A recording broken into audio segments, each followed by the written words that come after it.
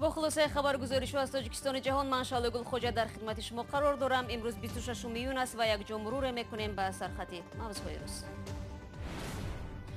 با سوختور این دفعه لنگای آتش کارخانه 3 ساله عربه‌های کودکانه را در ولایت سوغد به کام خود کشید. دختر چی و شهادت نامه چی و چرا تا به حال در خانواده‌های تاجیک به دختران مثل فرزند بیگانه مناسبت میکنند؟ اگر ما در آینده مادر شدم اول در کودکان وای میگیرم که خواه نشه برنگ خود. زمین های تشنه لب در ولایت ختلون 10 گکتار زمین پخته کشاورزان در حال نابودی قرار گرفتند. دهقانان میگویند سالهاست کسی به دادشان نمیرسد. خودمون در موضع قرار داریم که 4 هکتار زمینه تا 13 روز میشه ما زمین آب داده نمیتونیم. برنامه را از سوختور در کارخانه روبای کودکانه شهر سرافشان شروع میکنیم. آتش سوزی بگاهی دیروز به وقوع پیوست و این کارگاه را کاملا از بین برد. نواری را که حالا شما میبینید نبی یوسفوف کاربر رادیو آزادی در اختیار ما گذاشت. از ریاست خدمات آتش نشانی ولایت سوخت گفتند که سوختور در پی رسیدش نقل‌های برقی به عمل آمد. بنابر آنکه در این کارخانه اشیاء خام از محصولات نفتی، پلاستماسی، ظرف‌های اکسیژن و گاز مایع و روغن‌های مالیدنی استحصالی نگه داشته میشد. علنگای آتش بلند بود. برای خاموش کردن سوختور 11 نقلات آتش نشانی جلب گردیده است. 19 منزل استقامتی شهروندان که در گرد و اطراف کارخانه جایگیر بودند از کام آتش نجات داده شد. به گفته این ریاست سوختور تلفات جانی را در پی نداشت. 26 میلیون در جهان همچون روز این مبارزه علیه شکنجه یاد می شود. امروز در یک نمایش ویژه در دوشنبه خبرنگار رادیو آزادی مولا رجب یوسفی برای بهترین تحقیقات ژورنالیستی جایزه گرفت. مسئله بدرفتاری و شکنجه یکی از مسائل عمده در تاجیکستان به حساب می رود. هرچند قانونگذاری کشور برای این عمل 20 سال زندان را پیش بینی کرده است، اما سازمان‌های دفاع از حقوق بشر میگویند تا رفت چنین موردها بیشتر می شود. اینجا عکس نفران گذاشته شده است که رنج شکنجه در تاجیکستان را میکشند. اکثر این نفران فعلا در قید حیات نیستند و به گفته نزدیکانشان بر اثر شکنجه جان دادند. سال 2013 در نخستین نمایش عکس‌های قربانیان شکنجه همگی 9 عکس پیشنهاد شده بود، اما با گذشت 5 سال این آمار 1 برابر افزود و فعلا در اینجا عکسی 18 نفر آنها گذاشته شده است که بر اثر شکنجه یا جان خود را از دست دادند و یا معیوب شدند. ائتلاف جامعه شهروندی ضد شکنجه و بجزایی در تاجیکستان با نمایش عکس‌های اشخاص شکنجه شده توجه جامعه را به این مسئله جلب کردند. قربانیان شکنجه، اعضای عائله آنها و اینچنین ادوکات‌ها سالها کوشش میکنند، تلاش میکنند که هر یک حالت شکنجه و مناسبت غیرقانونی از روی حالت‌ها تفتیش ثمرانок گذرانده جوابداران و جوابداری جنایتی جلب کرده شد. یکی از آنهایی که امسال عکسش در قطار آنهایی که شکنجه شدند جای گرفت این عبدالرسول نظرف می باشد که او 28 ماه مارس امسال از جانب کارمندان شعبه کارهای داخلی ناحیه سینا بازداشت شد و بعد یک روز نزدیکانش جسدی او را گرفتن از بیمارخانه. حامیان حقوق انسان پیشنهاد کردند که برای پیشگیری از شکنجه جزا را نسبت اشخاص شکنجه کننده پرزور کنند. تنها اون شخصی که شکنجه می‌کند جزا دادن کم است. باید اگر سرداری مثلا تصور میکنیم که در یک ناحیه در یک ماه یک 2 مرتبه شکنجه شده است و مسئله جوابداری سردار شعبه را گذاشتن نکن. تا آن وقتی که سردار جوابداری را حس نمیکنند و من باوری دارم تاجیکستان همین خیلی است. اگر سردار باید همین کار نکنید سخت استاد اون پایان این کار را نمیکنند.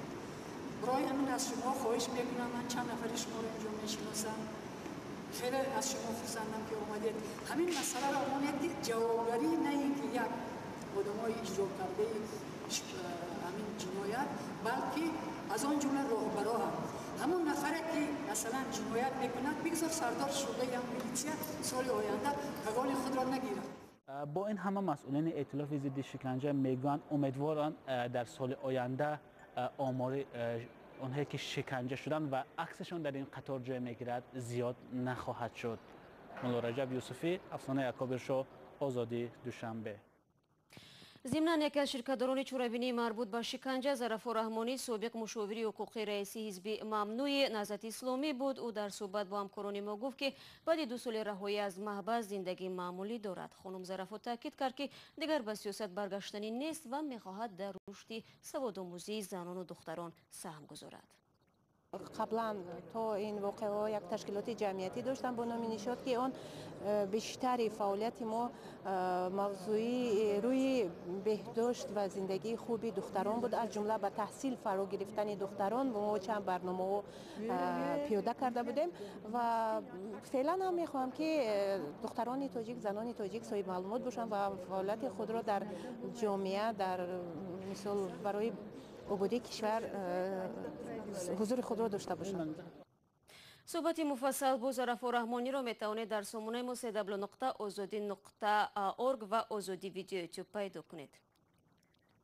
واقعا هم موضوع توجه به حقوق دختران و موقع آنها در جامعه خیلی جدی و حل طلب است. مثال عادی شهادتنامه تولد نخستین سندی را که طبق قانون هر شخص باید در 3 ماه اول زندگیش صاحب شود، بعضی دختران در تاجیکستان زمانی به دست میگیرند که الکی به بلاغت رسیدند، زیرا والدین گرفتن گواهینامه مهم را برای آنها ناضرور دانستند. چنین بی‌اعتنایی نسبت دختران چه پیامد دارد؟ سربیناز روح الله تحقیق کرد. دلنازه می‌خواهد خیاطی را آموزد و زندگی مشکل خانواده بزرگش را سبک کند. آرزو دارد در آموزشگاه تحصیلش را ادامه بدهد، اما حجت ندارد. خواستم خواندن وای نبود، شهادتنامه نبود. از همین سبب وای کردم، در خانه ایستادم نخواندم. بعد صنف 9 به او سند ختم را ندادند چون که شهادتنامه تولد نداشت. شماری از دختران در تاجیکستان با این مشکل روبرو هستند. مادر دلنازه میگوید تا چند سال پیش شناسنامه نداشت. فقط گریه میکردن که طلبمون دورم و بین طلبها در ایزوکش میشیم میگفتن. فقط التماس میکردم. معلمه التماس میکردم که خونم بین ای چیزا کشونم مونده. به فرق از 2 دختر برای پسر سری وقت شهادتنامه گرفتند. آنچه گلجهان نمیخواهد بگوید این است که حتی در گرفتن حجت هم در خانواده های سنتی بیشتر توجه به پسر است. هستم خیلی دختر چی میگن که باید نخونه دختر و مقصد شهر بروید و دختر چی خیلی که مولی بگونه حساب میکنن و به شهر که میتیان فکری ما همین ایده. مقامات هم اصل توجه کم داشتن به تهیه حجت های دختران را به عنعنات محدود کننده حقوق زن ربط میدهند. به فکر من که دختر چقدر صاحب معلومات صاحب کسب باشد و بسواد باشد و چقدر ما اگر قدر زن و مادر رو دانیم و به اونها معلومات از زن فرزندی صالح و صالحه به دنیا می‌آورند. برخی همچون سبب جهالت والدین را پیش می‌آورند و آن را محکوم می‌کنند. ما فکر میکنم که پدر و مادرایی که مذکوراشون پسته همو در دختر مقصد قدرشون نمیدونن پستر ده و دیر میگیرن شهادتنامه را.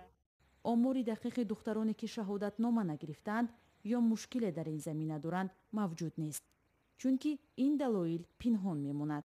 دلنازه به این نظر است اگر والدین سند تولد او را سری وقت میگرفتند زندگی او رنگ دیگر داشت.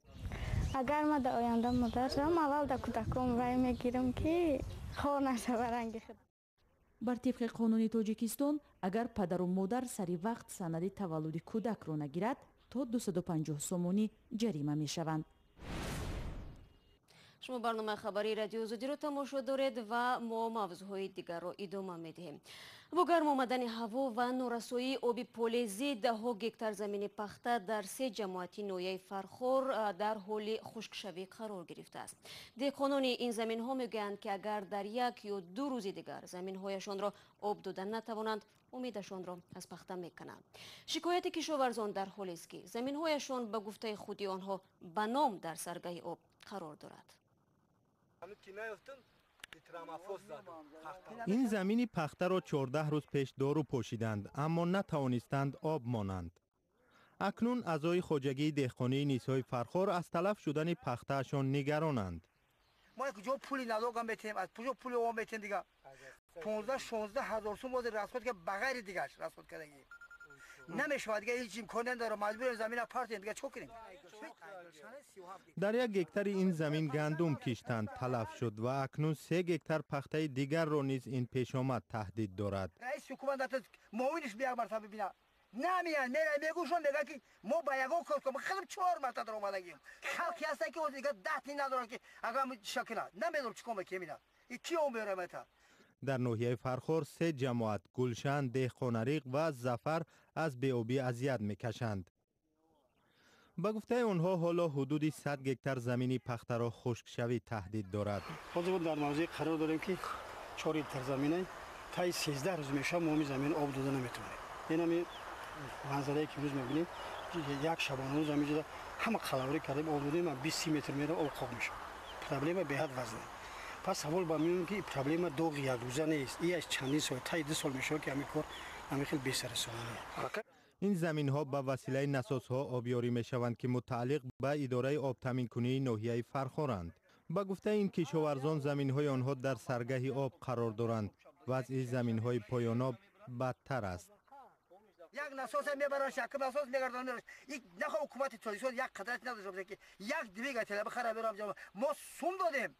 کشاورزان میپرسند چرا با وجود سری وقت پرداخت کردن پول آب وقتی در کاری زمین‌هایشان به آب ماندند. یک سال باشه مثال خیلی چکنی هر سال حال همیه هر سال. از حکومت ناحیه فرخور بر رادیو آزادی گفتند که از این مشکل کشاورزان خبر دارند و حالا در پی چاره اندیشیدنند. کشاورزان میگویند چندین بار است که این گونه وعده ها را میشنوند. و حالا رو می‌آوریم به جام جهانی فوتبال در روسیه. امروز قوازمایی‌های نهایی در گروه‌های سی و دی دایر می‌شود. دسته منتخب استرالیا با پیرو و دانیا با فرانسه، همچنین آرژانتین با نیگریا و خرواتیا با ایسلندیا روبرو می‌گردند. دیروز قوازمایی‌ها در گروه آ و ب به پایان رسید. عربستان سعودی مصر و اروگوئه روسیه را شکست دادند. اسپانیا با مراکش و پرتغال با ایران نتیجه مساوی داشتند. اکنون در دور 8 نهایی اروگوئه با پرتغال و اسپانیا با روسیه روبرو می‌شوند. ولی حالا ما درباره قهرمانی دیگری صحبت خواهیم کرد. نخست دیدار با رونالدو در سارانسک و بعد آن کمک به دیگران برای آغاز زندگی نو با تنیس سولیم. چنین است نقشه مارینا باگامول و ساکن پنزه روسیه که محبتش نسبت استوره فوتبال رونالدو او را 10 کیلو خراب به زندگی دلگرم کرد. سلام، من مارینا باگامولова از پنزه. آرزو دارم عروسی کریستیانو رونالدو باشم. آرزو دارم که با او ملاقات کنم. من 44 ساله هستم و 1.5 سال می شود که تنهایم. فوتبال را به نهایت دوست می دارم. مارینا باگامولova به خاطر انسان محبوبش ستاره تلویزیون و فوتبال کریستیانو رونالدو 94 کیلو وزنش را پرتافت. 1.5 سال پیش من 209 کیلو و 600 گرم وزن داشتم. شما حالت مرا تصور نمی کنید. من فرش خانه را شستن و بند پایافزالم را بستن نمی توانستم. مارینا مجری کسبی چاره‌بینی‌های فرهنگی است. همین فربهی باعث شد که شوهرش او را ترک کند. ولی مارینا راه افتاده نگشت و دنبال آرزوی خود رفت. 1.5 سال پیش همراهی دوستانم به هنگام تماشای تلویزیون رونالدو را دیدم. او مردی به نهایت دلکش است. چنین زن نباید از نظر کریستیانو رونالدو دور ماند. پرتافتن 100 کیلو وزن تنها به خاطر او و بدون یگان جراحی و پرهیز خاص. این صبحانه من است. صبحانه معمولی برای دختری فیتنس دوستدار. من 1.5 سال غذای سالم میخورم با درینگ تر و تازه و سینه مرغ. انا این خانه من است. این بهترین تالار ورزشی است. من در اینجا خودم را برای واخوری با رونالدو آماده میکنم. مارینا هفته 5 دفعه زیر نظر متخصص تمرین میکند. او وقت به اینجا آمد خیلی فربه بود و زیاد مشق میکرد. البته در زندگی هر یک زن روزهای خوب و بد دارد، ولی او راه افتاده نمیشد. در نتیجه 100 کیلو خراب شد. مارینا به هنگام فوتبال بازی به راحتی با سرش گل میزند. Я еду к тебе в Саранск 25 июня. На свидание. البته بعد قوازمایی دیروزه تیم پرتغال و ایران در جام جهانی فوتبال که رونالدو نتوانست توپ را از 11 متری به هدف رساند، یقینا این ستاره فوتبال ناراحت شده و نیاز به حرفهای خوب داشت. ولی به هر صورت انسانیت آرزو دارد که به همه آرزویش برسد و خدا کند که این زن نیز با این ستاره فوتبال ملاقات داشته باشد. تشکر برای همراهی و خدا نگهدار.